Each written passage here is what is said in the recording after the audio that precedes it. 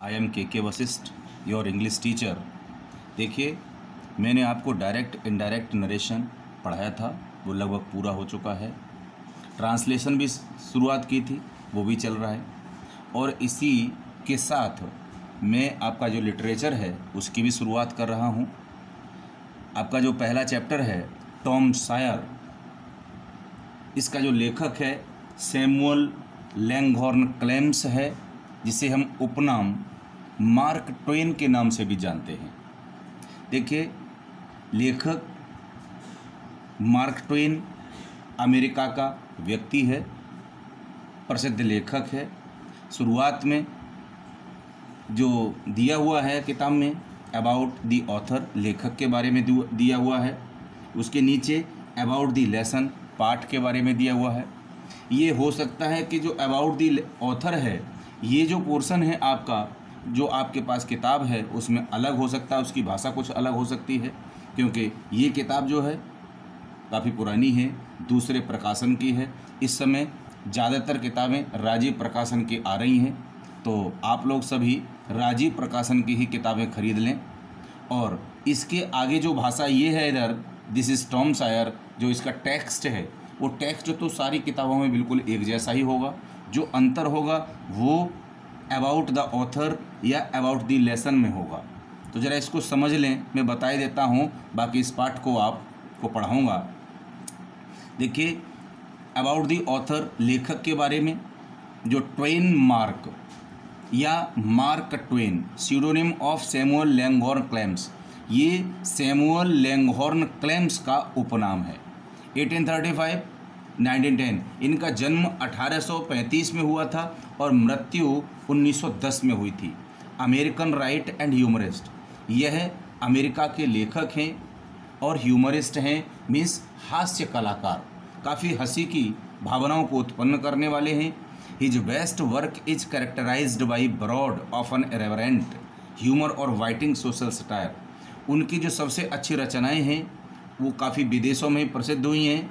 अक्सर ये बड़े सम्मानीय लेखक हैं। ह्यूमर और वाइटिंग सोशल सटायर, हास्य और सामाजिक व्यंग, कड़ुआ सामाजिक व्यंग को व्यक्त करते हैं। रियलिज्म, प्लेस एंड लैंग्वेज, यथार्थवाद, स्थान और भाषा का प्रयोग करते हैं। मेमोरेबल कैरेक्टर्स, इनकी जो पात्र रचना है, कैरेक्टराइजेशन है, काफ़ी अविस्मरणीय है, अद्वितीय है। And hatred of hypocrisy and operation, और अंधविश्वास, ढोंग से घृणा करने वाले हैं। एंड ऑपरेशन और दमन, जहां समाज में गरीब तबके को किसी तरह से उच्च वर्ग के लोग परेशान करते हैं, उन चीज़ों का भी इन्होंने अपनी रचनाओं में वर्णन किया है। देखिए, claims was born on November 30, 1835 in Florida, Missouri. Claims का जन्म 30 नवंबर 1835 को फ्लोरिडा में, मिसौरी में हुआ था।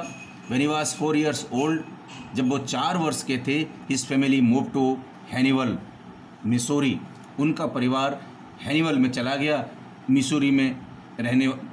Missouri a Mississippi river port. देखिए, जो मिसौरी है यह मिसिसिपी नदी है, उसका एक पोर्ट है, किनारा है, where he received public school education.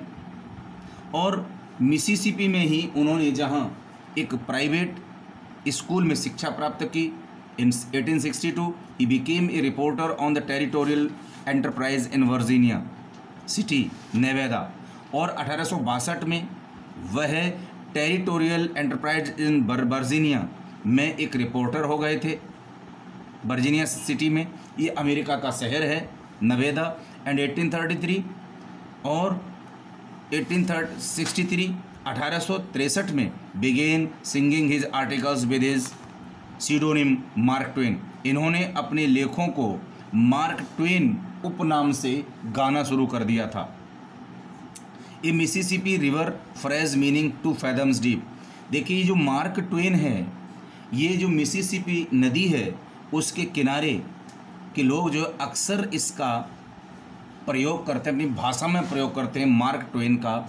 इसका अर्थ है 2 fathoms डीप, मीन्स बड़ी समझने की, गहराई से समझने की चीज़ है।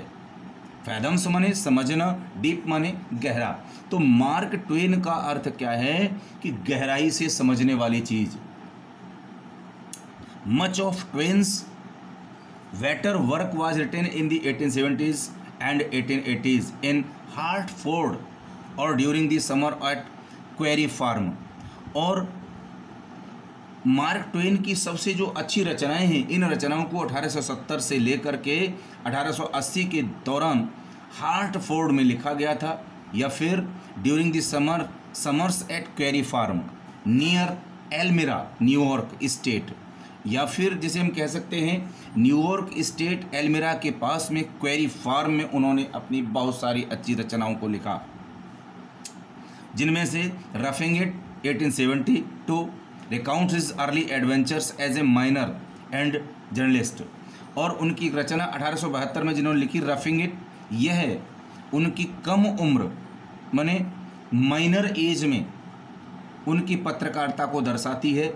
और उसी में the adventures of Tom Sawyer 1876 celebrates boyhood in a town on the Mississippi river. Adventures of Tom Sawyer, यह रचना मिसिसिपी नदी का जो शहर है वहाँ बचपन किस तरीके से बच्चों का गुजरता है, इस चीज़ को दर्शाता है। One of America's most important writers, Twain is justly renowned as a humorist. Mark Twain America के एक प्रसिद्ध महत्वपूर्ण लेखक और एक बहुत ही सभ्रांत हास्य कलाकार, हास्य व्यंग्यकार, but his literary reputation also rests on his realistic use of dialects and the vernacular। और उनकी साहित्यिक प्रतिष्ठा मुख्य रूप से उनकी भाषा का यथार्थवादी प्रयोग इसके ऊपर आधारित है। एंड द वर्नाक्यूलर, उन्होंने वहाँ की जो क्षेत्रीय भाषा है, उपभाषा, उस भाषा में वर्णन किया। Specially the Mississippi river valley, विशेष रूप से मिसिसिपी नदी घाटी, in delineating characters and scenes of mid 19th century American life. और उन्होंने मध्य 19वीं सदी के अमेरिका के जीवन और उनके पात्र और दृश्यों का विस्तृत वर्णन जो है अपनी रचनाओं में किया है। He was a celebrity during his later years, बाद की वर्षों में काफ़ी प्रसिद्ध व्यक्ति हो गए थे। And received an honorary doctorate from Oxford University in 1907। 1907 में ऑक्सफोर्ड विश्वविद्यालय से उन्हें डॉक्टरेट के मानद उपाधि प्रदान की गई थी। He died in New York on April 21, 1910। और 21 अप्रैल 1910 को न्यूयॉर्क में उनका देहांत हो गया था, मृत्यु हो गई थी। अबाउट द लेसन, अब देखिए पाठ के बारे में लिखा हुआ है। In 1876 Mark Twain wrote the classic story the adventures of Tom Sawyer about a Missouri boy's escapades along the Mississippi river. 1876 में मार्क ट्वेन ने एक क्लासिकल स्टोरी, एक बहुत ही महत्वपूर्ण कहानी, the adventures of Tom Sawyer, Tom Sawyer की साहसिक कहानियाँ। ये मिसिसिपी का एक लड़का जो मिसिसिपी नदी के साथ किस तरीके से अपने को बचाता है। टॉम्स पेरेंट्स आर डेड, देखिए इसका जो प्रमुख पात्र है वो टॉम सायर है। उसके माता पिता, उनकी मृत्यु हो गई है। His aunt brings him up, और उसकी मौसी उसका पालन पोषण करती है। She is fond of him, और वह टॉम को बहुत पसंद करती है। But she is strict as Tom is naughty, चूँकि टॉम शरारती है इसीलिए मौसी बहुत सख्त है और उसके साथ बड़ी सख्ती का ही व्यवहार करती है। He is always up to some mischiefs, वो हमेशा कुछ न कुछ शरारत ही करता रहता है। Let's find out what types of mischiefs he gets into, आओ पता लगाएं वो किस तरीके की शरारतें करता है। ये कहानी 2 भागों में दी हुई है। पहला भाग दिस इज टॉम सायर, ये टॉम सायर है। कहानी टॉम सायर से इसकी शुरुआत होती है। टॉम नो आंसर, देखिए उसकी मौसी पॉली ने टॉम को आवाज़ दी, Tom Tom no answer. Tom ने कोई उत्तर नहीं दिया। फिर उसने कहा टॉम नो आंसर। फिर उसने आवाज़ दी लेकिन टॉम ने कोई उत्तर नहीं दिया। Where can he be? Aunt Polly asked herself. Aunt Polly ने अपने आप से पूछा कि वो कहाँ हो सकता है। He must be somewhere here. He माने वह, मस्ट बी माने निश्चित रूप से, बी माने होगा, समवेयर माने यहीं कहीं, वह निश्चित रूप से यहीं कहीं होगा। She went to the door. वो दरवाजे के पास गई। Looked out into the garden. और बाहर बगीचे में झांका। And then shouted again. फिर जोर से आवाज़ दी टॉम टॉम। No answer. लेकिन टॉम ने कोई भी उत्तर नहीं दिया। The old lady stood there thoughtfully. बुजुर्ग महिला, स्टूड माने खड़ी हो गई, देयर माने वही, थॉटफुली विचार मग्न, कि वह बुजुर्ग महिला विचारों में डूबी हुई वहीं खड़ी हो गई। Suddenly she heard A sound behind her. Suddenly माने अचानक ही, सी हियर्ड माने सी माने उसने, हियर्ड माने सुना, इस साउंड माने आवाज़ को, बिहाइंड हर माने अपने पीछे। अचानक ही उसने अपने पीछे एक आवाज़ सुनी। सी turn round quickly.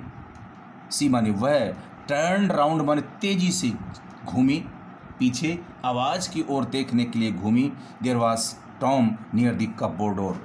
Tom near माने पास में, वाज माने था, द कपबोर्ड माने अलमारी, डोर माने दरवाज़ा।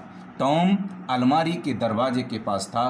There was jam all around his mouth. There was jam all around his mouth. Mouth माने मुंह, उसके मुंह के चारों ओर जैम लगा हुआ था। जैम मीन्स मुरब्बा। तो there was jam all around his mouth, उसके मुंह के चारों ओर जैम लगा हुआ था। What have you been doing? Aunt Polly asked angrily. Aunt Polly ने गुस्से में, क्रोध में पूछा what have you been doing? वहाँ पर तुम क्यों हो? Tom when Tom did not answer. जब टॉम ने उत्तर नहीं दिया, शी वेंट ऑन, वह कहती चली गई। देखिए वेंट ऑन, ऑन मीन्स लगातार बोलते रहना। तो मौसी पॉली लगातार बोलती रही। You have been stealing the jam again. तुम पुनः फिर जैम को चुरा रहे हो। Don't tell me that you have not, means मुझे ये मत कहना कि तुमने चोरी नहीं की है। Haven't I told you 100 times to keep away from the cupboard. कि हैवंट आई टोल्ड, क्या मैंने तुमसे कितनी बार कहा है, सैकड़ों बार तुमसे कहा है, टू कीप अवे दूर रखा करो, फ्रॉम से दैट कपबोर्ड माने अलमारी से। मौसी पॉली बोली कि क्या मैंने तुम्हें कितनी बार नहीं कहा है कि तुम अपने आप को इस अलमारी से दूर रखा करो। Where is my stick? मेरी लाठी कहाँ है? स्टिक कहाँ है? छड़ी कहाँ है? आंट पॉली टुक हर स्टिक। आंट पॉली ने अपनी छड़ी को लिया एंड रेज्ड इट हाई, और मारने के लिए ऊपर उठाया। She was about to strike Tom hard. वह टॉम को तेजी से मारने वाली थी। देखिए ये जो अबाउट टू है, अबाउट टू मीन्स बाला बाली। जब किसी वाक्य में बाला बाली आता है तो उसमें हम अबाउट टू का प्रयोग करते हैं। She was about to strike Tom hard, वो टॉम को जोर से मारने वाली थी। Look behind you auntie shouted Tom. Tom जोर से चिल्लाया, मौसी लुक बिहाइंड यू, अपने पीछे looked behind her. Aunt Polly ने अपने पीछे देखा। दिस वाज टॉम्स चांस, यही टॉम के लिए मौका था। He rushed out of the house, वह घर के बाहर दौड़कर चला गया। He climbed over the fence, दीवार के ऊपर चढ़ा। शून ही वाज फार अवे, जल्दी ही वह दूर निकल गया था। Aunt Polly was angry, aunt Polly नाराज थी। What she had to laugh, लेकिन उन्हें हंसना पड़ा, हंस गई। Is a bad boy, she said to herself, खुद से बोली, स्वयं से बोली, इज ए बैड बॉय, वह एक बुरा लड़का है, बट लेकिन I love him, looked behind her. Aunt Polly ने अपने पीछे देखा। दिस वाज टॉम्स चांस, यही टॉम के लिए मौका था। He rushed out of the house, वह घर के बाहर दौड़कर चला गया। He climbed over the fence, दीवार के ऊपर चढ़ा। शून ही वाज फार अवे, जल्दी ही वह दूर निकल गया था। Aunt Polly was angry, aunt Polly नाराज थी। What she had to laugh, लेकिन उन्हें हंसना पड़ा, हंस गई। Is a bad boy, she said to herself, खुद से बोली, स्वयं से बोली, इज ए बैड बॉय, वह एक बुरा लड़का है, बट लेकिन I love him. Looked behind her, aunt Polly ने अपने पीछे देखा। दिस वॉज टॉम्स चांस, यही टॉम के लिए मौका था। He rushed out of the house, वह घर के बाहर दौड़कर चला गया। He climbed over the fence, दीवार के ऊपर चढ़ा। शून ही वॉज फार अवे, जल्दी ही वह दूर निकल गया था। Aunt Polly was angry, aunt Polly नाराज थी।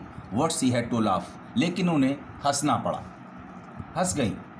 Is a bad boy, she said to herself, खुद से बोली, स्वयं से बोली, इज ए बैड बॉय, वह एक बुरा लड़का है, बट लेकिन I love him.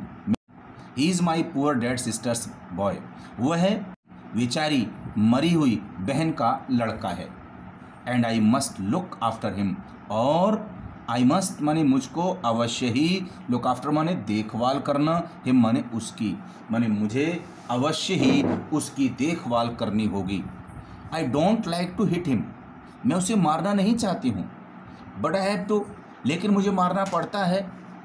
If I don't punish him, अगर मैं उसे दंड नहीं दूंगी, he will grow up lazy and बिग्ड, तो वह बड़ा होगा, बड़ा होकर के आलसी और दुष्ट हो जाएगा।